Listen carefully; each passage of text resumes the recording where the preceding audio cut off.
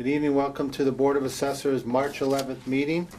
We are being filmed by LCAT and we also record our own meeting, and no one else is here this evening. We're reviewing the minutes from two meetings. The first one is from February 4th. Mr. Chairman, I reviewed the minutes from February 4th, both the open session meeting minutes and the executive session meeting minutes. Found them to be in order as to content and presentation, and I move that they be accepted as presented. Second that move. All those in favor of accepting the minutes? Aye. And we'll review the minutes, Mr. Johnson, from February 25th. I reviewed the minutes for both the open session and the executive session on February 25th and found them in order. Great, I'll make a motion to accept those minutes. Second? All those in favor? Aye.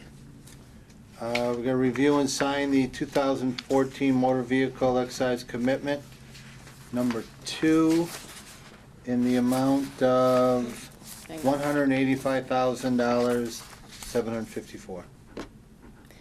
Commitment 2 just came in this morning, and we were able to get it processed this afternoon. Wow. So we thought we would put that Add it on. on. Let's get it signed and get the bills out. Those bills will be going out March 21st and due back April 22nd. Review and sign monthly abatement exemption reports. We have first one's 2013 motor vehicle excise abatement and for $719.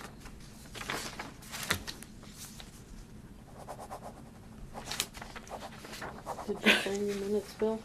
No. And we have a 2014 motor vehicle excise abatement Staple here. in the amount of $12,469.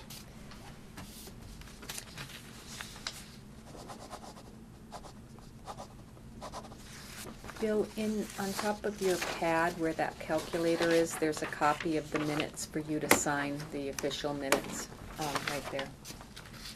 Okay. And there would be the open and the executive session. Thank you. I think this is connected. Yes, it is.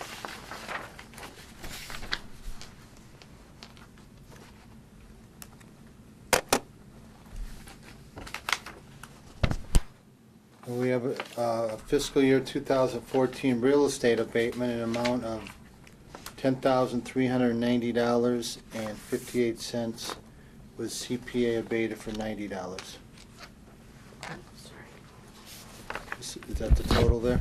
Yes, that's the total of all abatements that were done this With past the month. CPA then too, because it's a different number? Yeah, Okay. it's the way Munis breaks it out, but the breakout on our agenda is correct. And we had fiscal year 2014 real estate exemptions in amount of $9,193.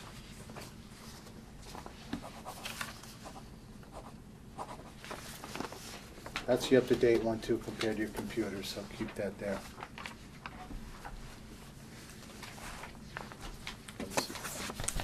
And we have an update from a certification preparation workshop. We have items 4 and 5, the certification preparation workshop and our recertification meeting with our DOR rep, and I'm going to maybe just discuss them together because they go hand in hand. As the board knows, we are in our recertification for fiscal year 15. Myself, our consultant for our reevaluation, and Sandra Brusso, DOR, we met on the 5th of March, and we have discussed the directives from DOR that they want us to concentrate on, and we have put together dates that we plan on having values generated, value review, because these are dates that before we can even begin, they start working, they start backwards to get to where we are. We had an option of getting our information in by the end of July or waiting until October. I was concerned that if we waited until October, we would not get a tax rate set in a timely manner. Yeah, 'cause there's always a rush from the quarterly taxation towns. Right. It just piles up for the Bureau in November and December, and you're right, we'd probably end up at the end of the queue. Right. So our representative had the last week in July open. She was already booked for the next 6 or 7 weeks. So we went with that, and we are going to just be working extremely hard, getting everything pulled together. But it will be. There were just a couple of things that have come up that DOR may require us to send impact notices. Impact notices used to take place in a reevaluation year and changing softwares when you hadn't done value updates in a 3-year period. We don't anticipate our values, at least very preliminary. We do not anticipate our values shifting, not like it was years ago. Right. Where people's values might have shifted 20, 30,000 because it hadn't been reviewed in a 3-year period. So we are going to be checking with DOR once we have our values more pulled together to show them that our values will hardly be shifting at all, based on our sales. And if we can be waived from having to send out impact notices, because if we have to send out 7,000 individual letters, there is going to be a major postage, the cost to do that. We do have the public disclosure period.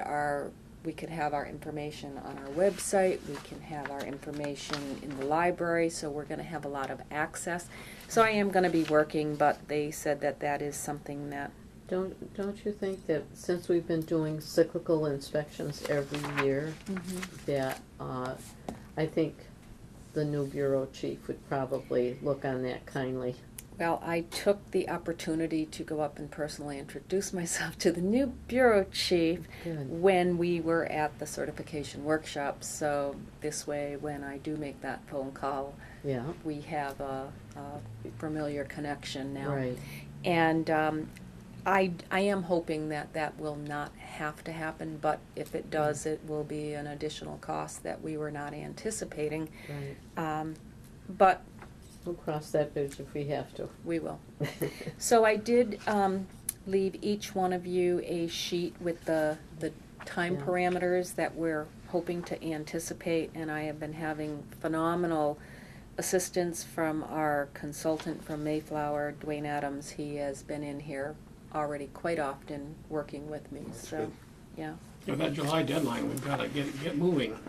Yeah, so it is going to be a very busy next couple of months. So we did, at the same time, I met with Sandra Brusso on Wednesday. On Thursday, I did go to the recertification workshop, and I have all of the updated guidelines that they are looking for, and they gave us a lot of helpful hints. The do's and don'ts of writing narratives for your valuations, but we're relying on our consultant to be really putting that together, so he already has met with them. We have our checklists.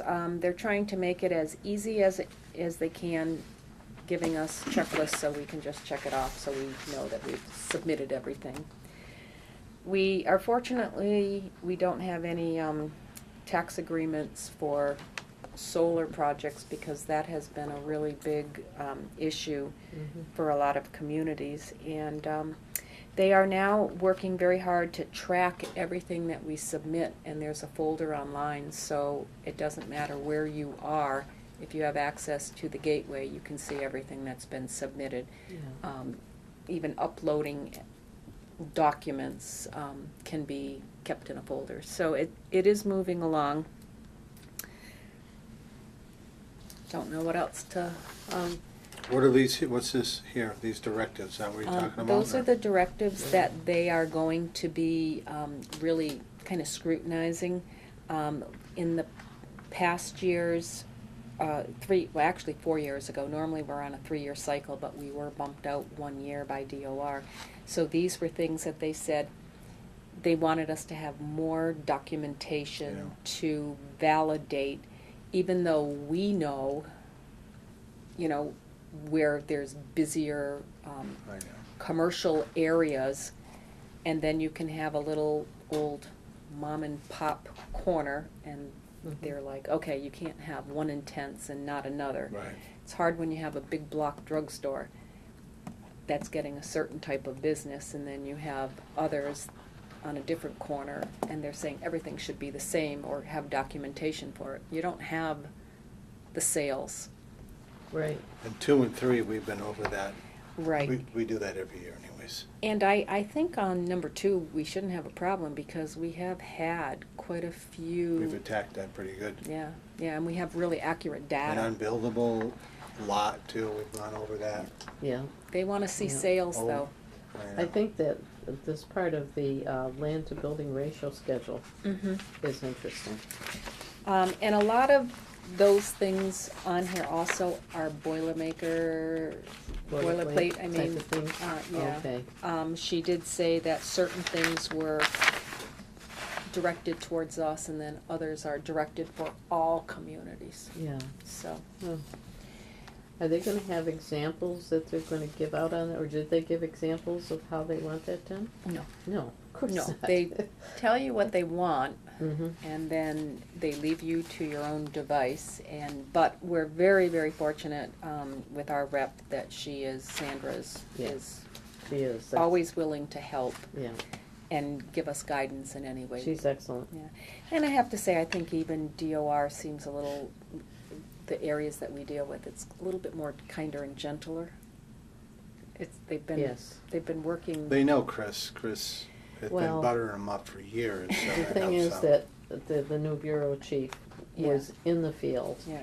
She, she knows appraisal work, whereas, nothing against the previous chief, but, she didn't have that kind of experience, Mhm. and she was a certification, supervisor. So she knows what the assessing offices go through firsthand. So, I can understand, I think And- there will be better, warmer relationships, not better, but warmer. Yeah, And- less of the baloney and more of the real problem, real questions. And I do think that the DOR commissioner, Bob Nunez. Oh, Nunes, yes. He is really into having surveys done. And they did a survey after the fiscal 13 or 14 recertification. Mhm. And they said that assessors are not afraid to tell them exactly how things were. And he got a lot of comments from assessors, and he said that they weren't as favorable as he would have liked, so they are taking those comments Mhm. and trying to make changes to better help the assessors Yeah. rather than it being us against them. Right, It's us working together. So that's a really positive thing. yes, it's that, absolutely. So that really covers our recertification preparation workshop that I attended on Thursday, and also the Great. recertification meeting that affects the town of East Long Gotcha. Meadow directly. Going Green workshop, Going Green workshop, which I did attend. you have something to hand out for that? I have notes. I could certainly print off the copy of the information I got. But you did ask me to, Bring it in. okay. Yeah. No, I mean, yeah, I was finishing your sentence. yeah. I had signed up for the Natick class, which was yesterday and today, but unfortunately, circumstances didn't allow Too me much to pain attend. meds to sit Yeah, there? yeah. Plus not being able to drive. Well, I did attend this class, and it was very interesting. It was 2 days, free of charge, which is like unheard of. Yeah. And it was sponsored by the DOER, and they picked 4 states in all of the U.S., which was Washington, Mass, Virginia, and Alabama, to put this into place. So we were really fortunate. Absolutely. Green homes, everyone thinks of green homes as being Green, they said it's really high performance. Just everything is high performance in a house. You know, green is a term, but Energy Star is a national program, and then there's the LEED, which is Leadership in Energy and Environmental Design. More and more homes are now becoming LEED certified, and there's different layers of that, gold, silver, and it was kind of ironic because we were taken on a field trip, and when I started to look at multiple listings, I'm now finding LEED Gold certified homes.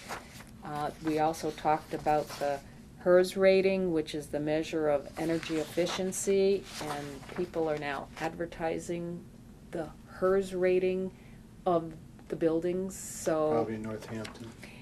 right now, it's mostly the That Northampton one area. neighborhood, there's, Yeah.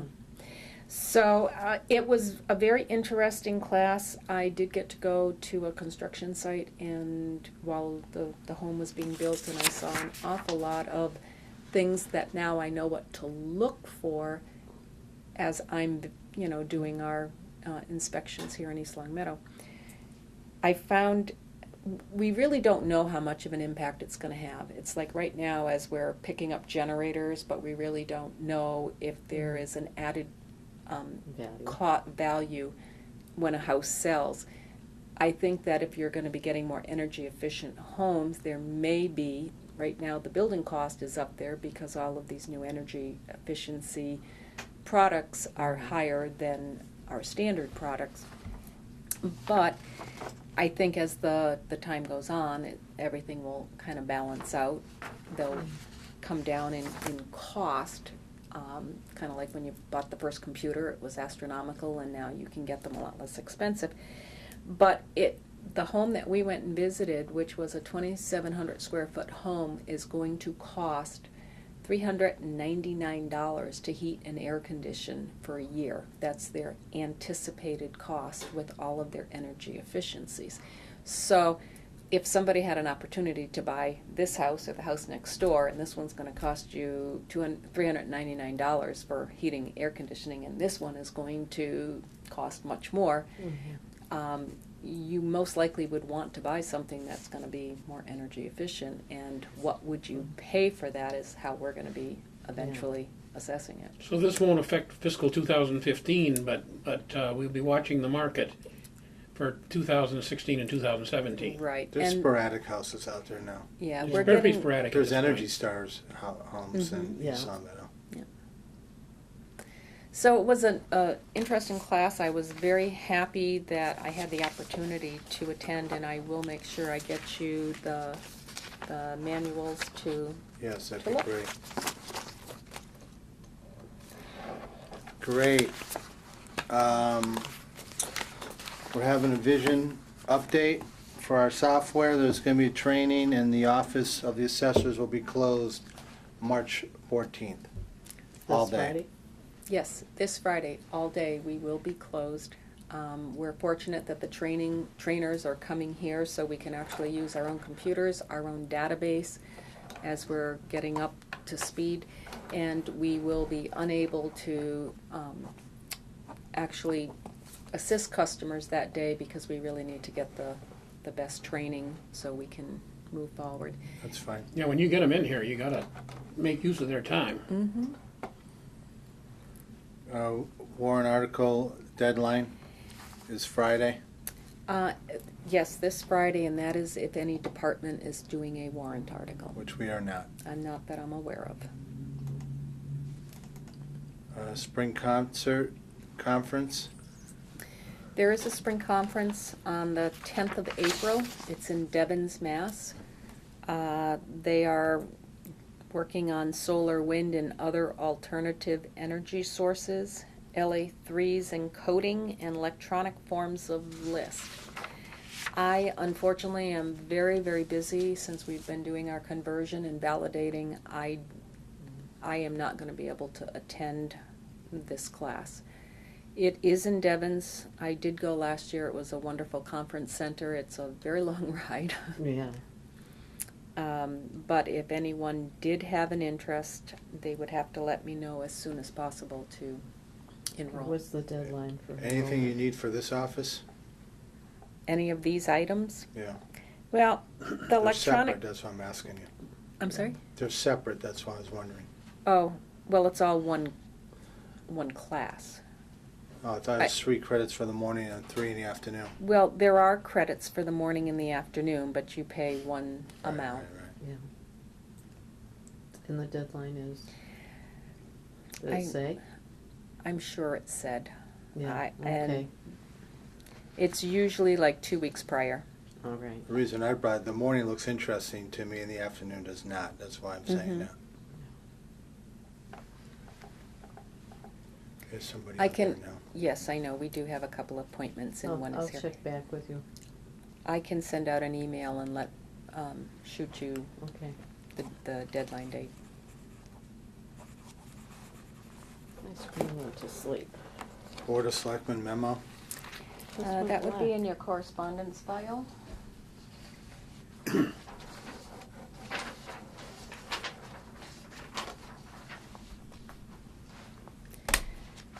And actually, the memo, it was just more of an internal memo as to possible changes in health insurance, the way that they're actually doing it. Nothing has been decided, but I think by law, they have to put out some type of a notice Okay. before. All right, we have 3 planning board decisions. Oh, the healthcare's pretty long, I didn't even notice that, but. Yeah. Yep, 3 decisions. One is at the corner of Shaker and Chestnut Street. What was the decision on that one? Not the first one, though. What was the first one? That's the A&R. It was, I had heard that, I don't think that there was a final decision on Okay. what was going to happen there, but it was to combine 2 lots to create 1 lot, Oh, yeah, I see that. so they Oh. could Is Shaker and possibly Chestnut? develop, yes. It's the Or is opposite, Shaker and Denslow? Shaker and Chestnut, Oh, opposite La Florentina, where the old yeah. pizza shop and Where the old country country corners corners, was. yes, Yeah. Yeah. Is that where they mentioned a gas station and convenience store? Yes. yes. And I don't think that has been decided on as of yet. This decision was just combining 2 lots to make it 1 lot. Oh, I thought it was one lot. Interesting. Okay. You went to a lot of trouble to make it one lot. I mean, Yeah. decided tonight, because there's an awful lot of people in the parking lot, huh? I don't know. Completely filled out there. Mm. Is it? Yeah. Anything to add to that? Yeah, I actually had 2 more just really quickly. We received press releases that go to each department, that cable public TV hearing is going to be taking place to review the current cable. We have community organizations, there's gonna be a section on the webpage for it, and there's an opening on the Conservation Commission. That all came from the selectmen as press releases. Well, breaking news on CNN. I see that the selectmen are considering changing the health insurance benefits for the employees. They're gonna be talking to the unions. It does sound, from what I read, that they have to put out a notice, but things have not been decided as of yet, so, but they always have to notify unions if there's going to be any change. Well, it's part of that memo's a few pages long, if you haven't seen it. Yes, yeah, I know. You want to take a time out while you read it? Thanks, Mr. Chairman. I believe that's it. Anything else to add? Diane? Nope. Wounded Warrior, nothing to add? No. I make a motion to go into executive session to meet with some townspeople regarding some abatements, exemption applications, abatement applications, and discuss Patriot Properties and contracts. And I'll second that motion. we will not be returning to open session. I'll take a roll call vote. Chris Sanya, Yes. Bill Johnson, Yes. Marty Gordon, yes.